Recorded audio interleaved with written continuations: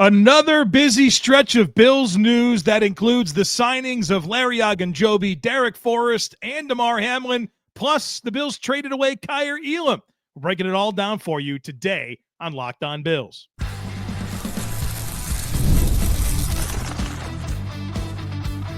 You are Locked On Bills, your daily Buffalo Bills podcast. Part of the Locked On Podcast Network, your team every day.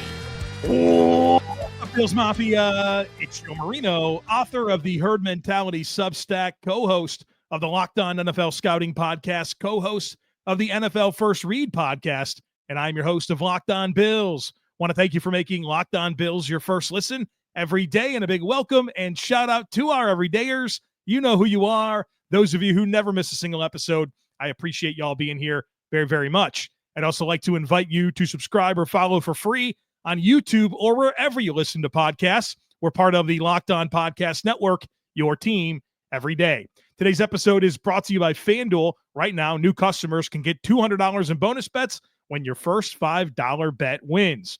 Well, folks, welcome in Brandon Beane. It's been a busy man, giving us a lot to talk about here today on our second episode of the day. If you're looking for my reaction to the Joey Bosa signing, well, that happened in the episode that I dropped earlier this morning. We're talking about Larry Ogunjobi, Darrick Forrest, Damar Hamlin's return, and the trade away of Kaiir Elam on this episode. So let's get into it. Let's start with to me, the biggest move of this stretch, which is the signing of defensive tackle Larry Ogunjobi. And interestingly enough, if you go back to my 2021 mock offseason, I had the Bills signing Larry Ogunjobi. I wasn't wrong then. I was just a little early, right? So he finally comes to Buffalo on a 1-year, $8.3 million deal, $8 million guaranteed, and it can be worth up to $10 million. Ogunjobi is 30, turns 31 in June, 6'3", 305 pounds, RAS score of an 8.46 out of 10. Was a 2017 third-round pick of the Cleveland Browns, 65th overall selection out of Charlotte, and he spent the first 4 years of his career in Cleveland, so 2017 through 2020. 2021 was with the Bengals, and then the last 3 years with the Pittsburgh Steelers. He's been in 124 games, 108 starts, and he's really been a starter for the last 7 seasons. So all but his rookie year, he's been a starter for whatever team he's been on and plays a large volume of snaps, between 52 and 79% of snaps in each of the last 7 years. So a high volume player that's been a starter for a number of years in the NFL now comes to the Buffalo Bills. What's interesting about his career to this point is how different the defenses were that he played on when comparing the last 3 years in Pittsburgh versus the first several seasons with, of course, mostly the Cleveland Browns and then the Bengals, where with the Browns and Bengals played really a nose tackle to a 3-tech, so over the center to the outside shade of the guard.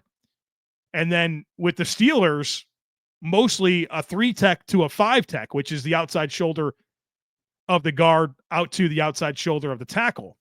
And I don't think those wider alignments make a ton of sense, especially playing out over the tackle like he did in Pittsburgh. I think this is a much better stylistic fit for Ogunjobi compared to where he's been the last few years with the Pittsburgh Steelers. I think he's more of a up-the-field penetration style defensive tackle, not a 3-4 defensive end. Like, basically, that's what he's been, as a 3-4 defensive end for the Steelers, where I think he's more of an even front nose tackle /3 technique.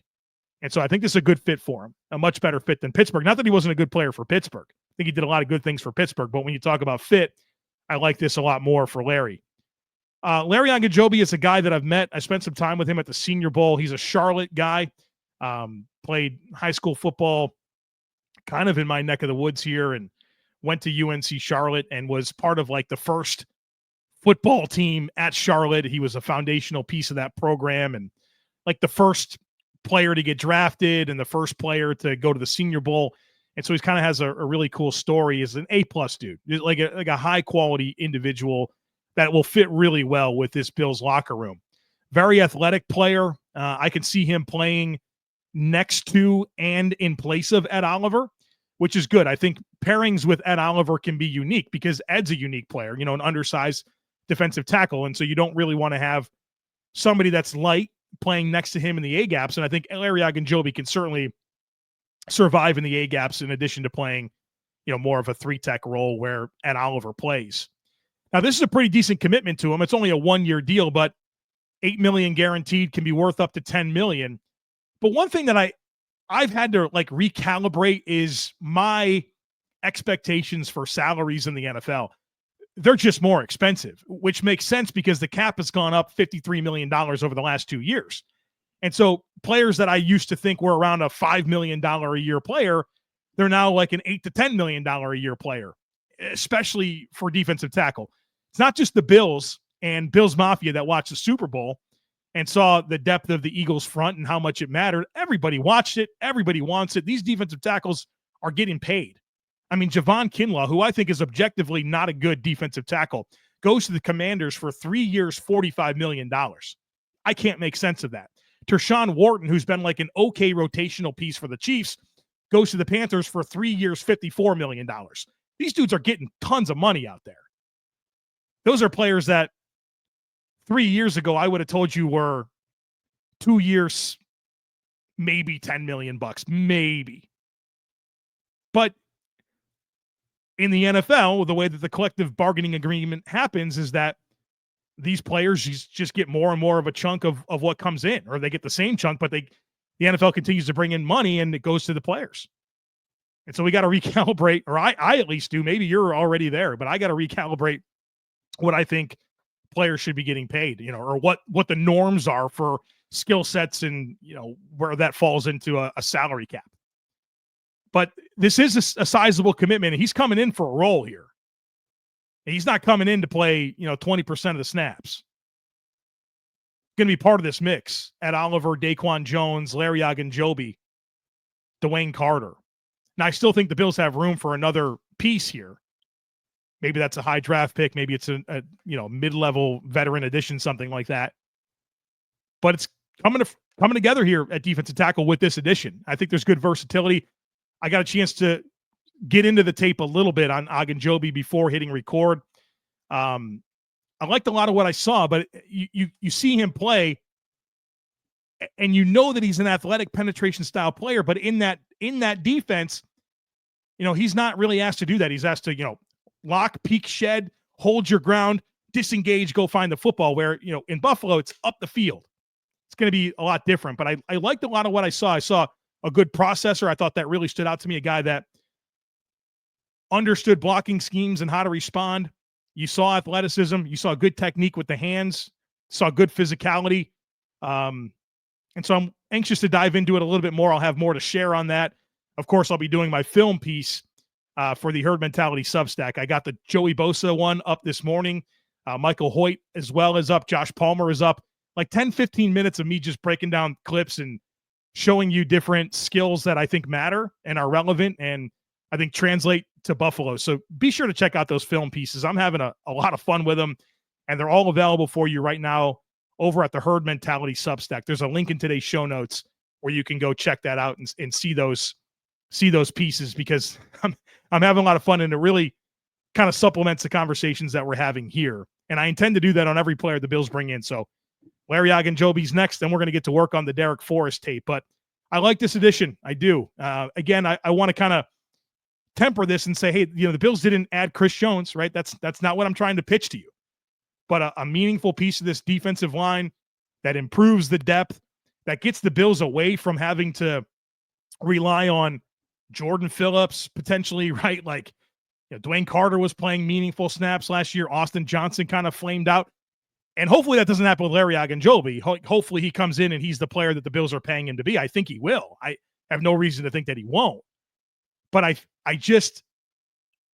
really kind of see the vision here, and I like the collection of talent that they're putting together that's, to me, better than what they had.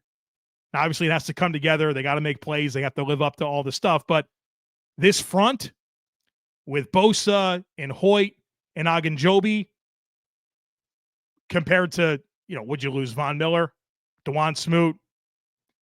I like where this is at. It's definitely taking form, and clearly Brandon Beane has identified this as an area of the roster that needs to get better, and they're throwing some resources at it. And so excited to see how it ultimately all comes together. All right, coming up next, the Bills signed Darrick Forrest, a safety, and they're bringing back Damar Hamlin. So we're going to talk a lot about the safety position next. And then, of course, the Bills traded away Kaiir Elam. So we'll get to that later in today's conversation. Folks, be sure to stick with me. March Madness is here, and FanDuel is giving you the chance to get in on the action like never before. Right now, new customers can get $200 in bonus bets when your first $5 bet wins. That's $200 extra bucks to use on everything from buzzer beaters to Cinderella stories and even who's cutting down the nets. I love to pick my favorites. I've got my eye on a few underdogs this year, and FanDuel makes it easy to back them with spreads, totals, and the game props, which are super fun. And you can stay in the action with tournament games happening almost every single day.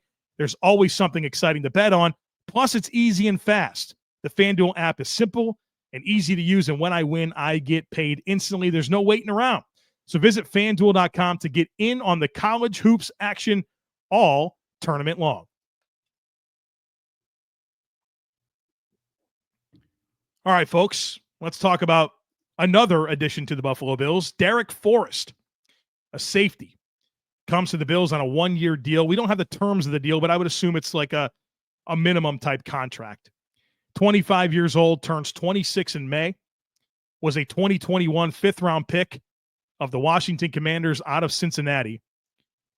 5'11", 200 pounds, relative athleticism score of a 9.68 out of 10. So that's a very good. That's almost perfect. So a really good athlete here. 40 games he's appeared in for the Commanders across those 4 seasons.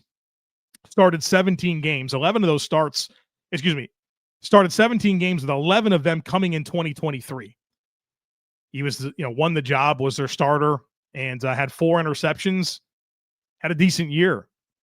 Has been an every phase special teamer as well for Washington. I think this is an ideal move for safety depth.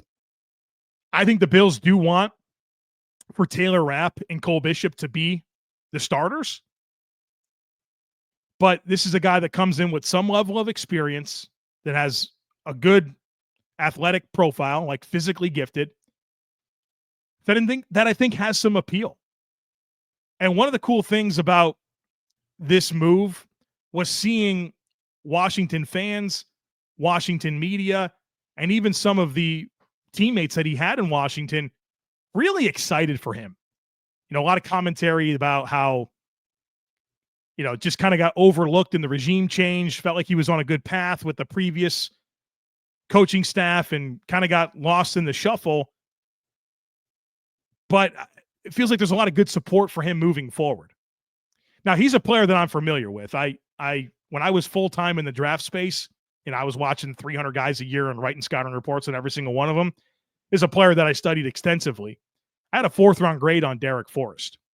Let me take an opportunity, since I did this, I wrote a full scouting report on Darrick Forrest coming out of Cincinnati. This is the summary, which I think really kind of describes the skill set that he still has. I wrote, Darrick Forrest was a 3-year starter for the Cincinnati defense, a unit I would categorize as disciplined and consistent across that span, and Forrest was a big reason why. While Forrest may not have any true standout traits, he is consistently sound across the board.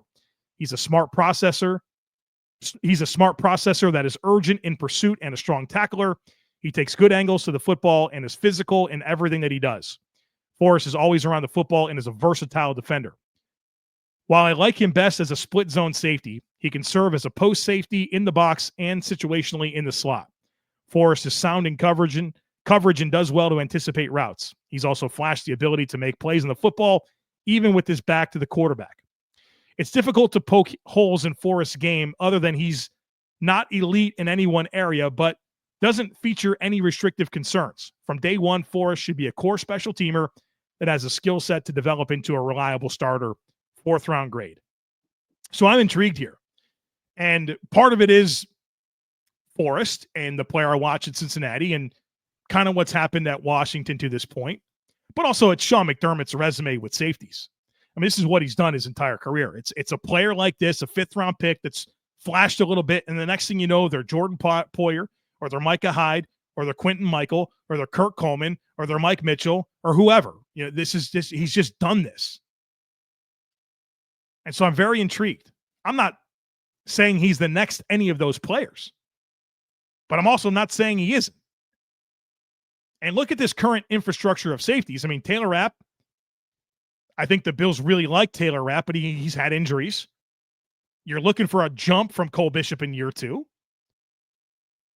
And you brought back Damar Hamlin. We'll talk about that in a moment. But Damar Hamlin really should be more of a depth player.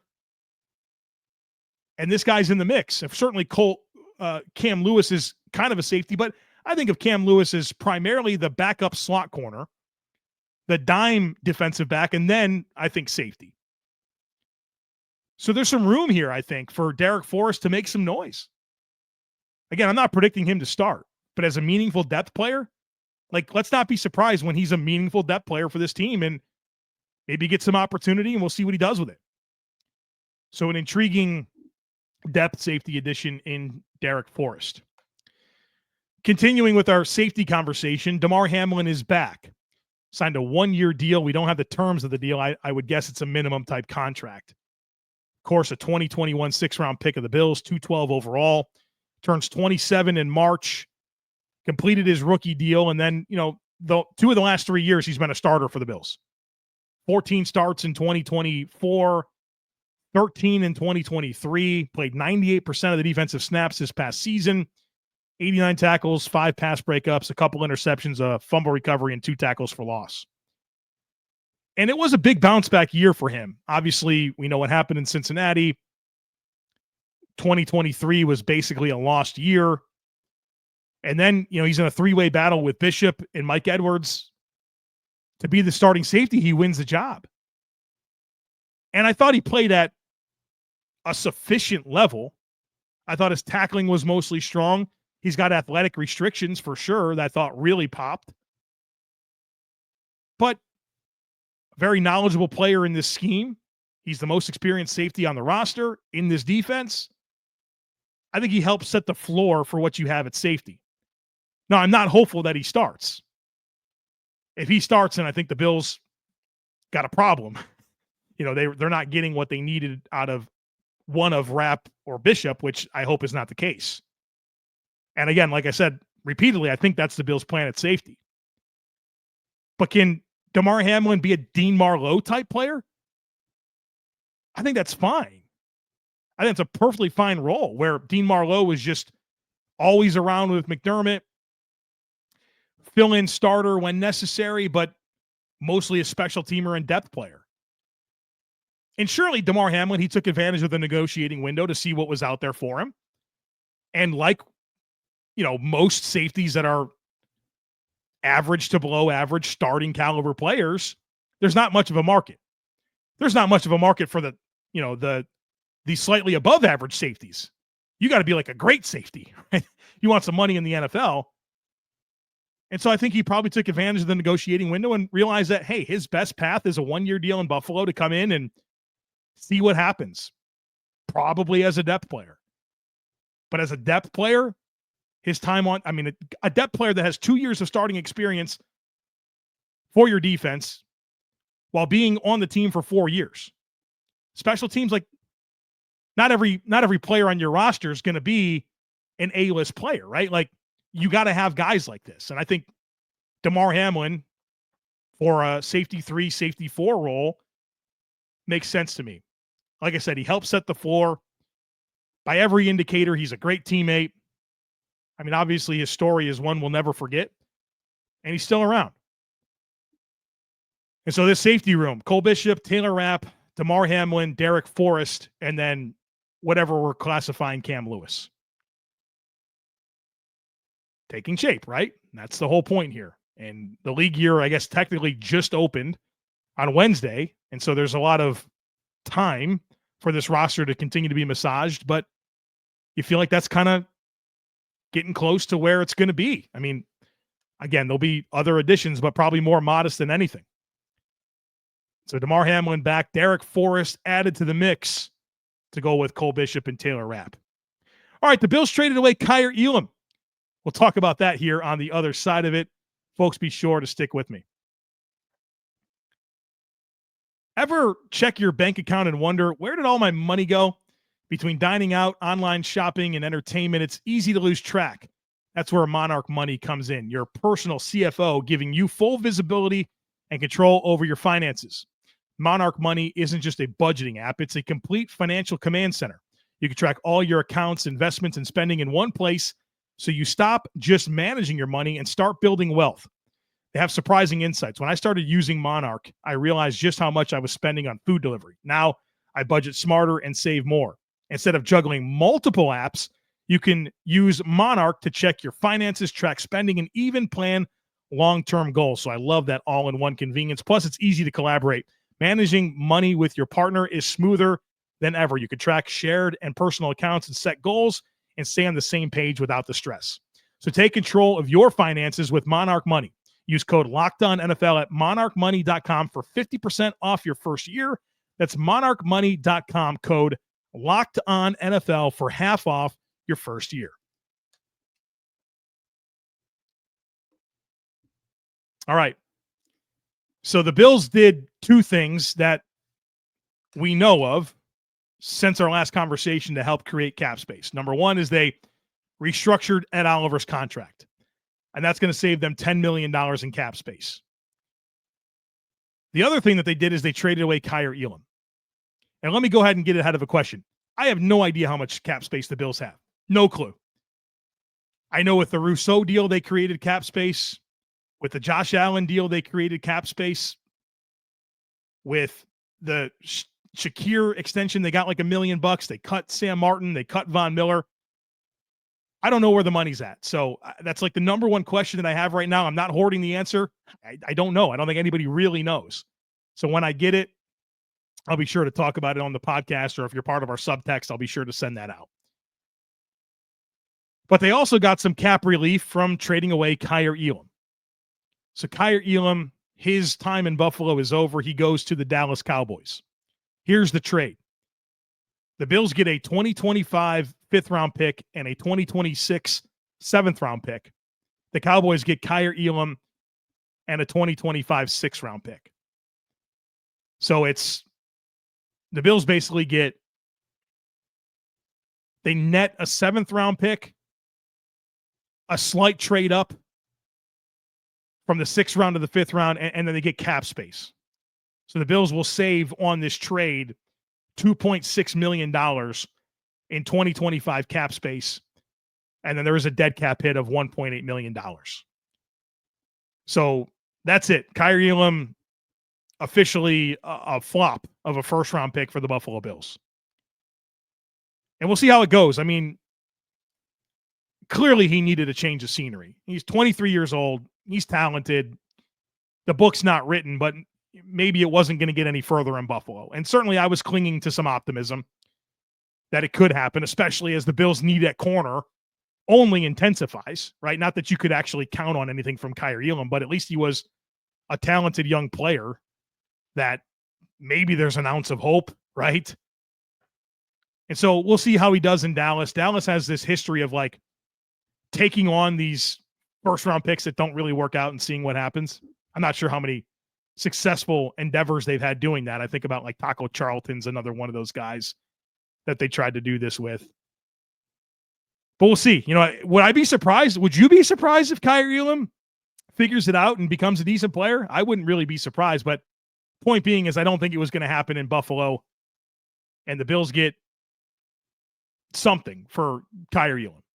And they couldn't cut him. If they cut him, there's zero cap savings. In fact, the Bills would take $4.5 million in dead cap for no cap benefit. You know, no savings at all. So this was your path to getting cap relief from moving on from Kaiir Elam. And so they do that plus a slight trade up plus a seventh-round pick. So two follow-up talking points out of this. First of all, the Bills are now very loaded with draft capital. Not that they really weren't prior, but 10 draft picks, a 1, 2 2s, 2 4s, 3 5s and 2 6. So they got picks 30, 56, 62, 109, 132, 169, 170, 173, 177, and 206.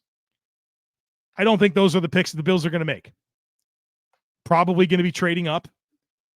And whether that's moving up with those early picks to get even higher picks, or you pick 62 and then not again until 109, you start to package some of those 4th and 5th and 6th round picks that you have to move up and maybe get a couple of additional top 100 picks.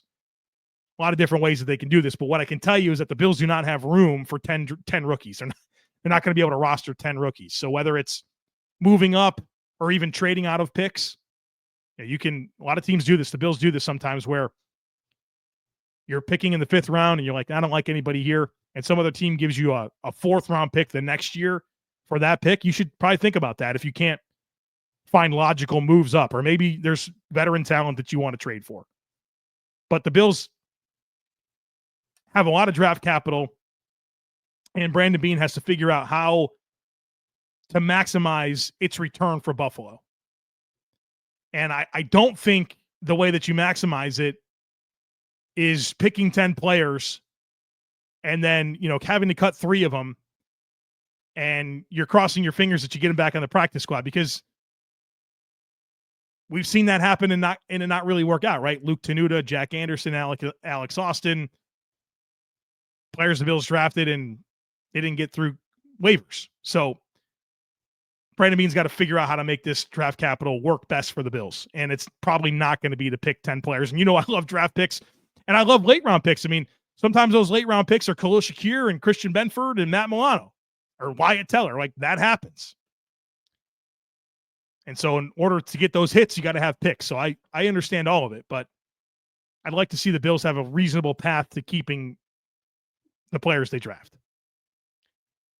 The other piece of this is that the need at cornerback intensifies significantly for the Bills. I think it's the most glaring need that this team has right now.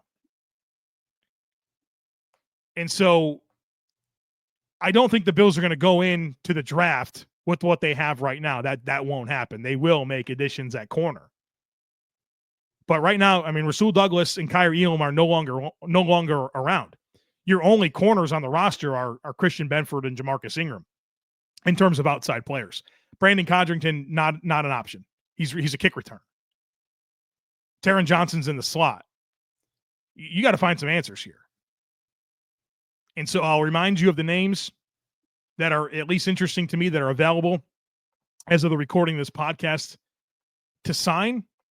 Jonathan Jones, again, he's got experience with Mike Pellegrino, the Bills' new Nichols coach, was his coach for his whole career in New England. And I like Jonathan Jones, and he played with an injury last year.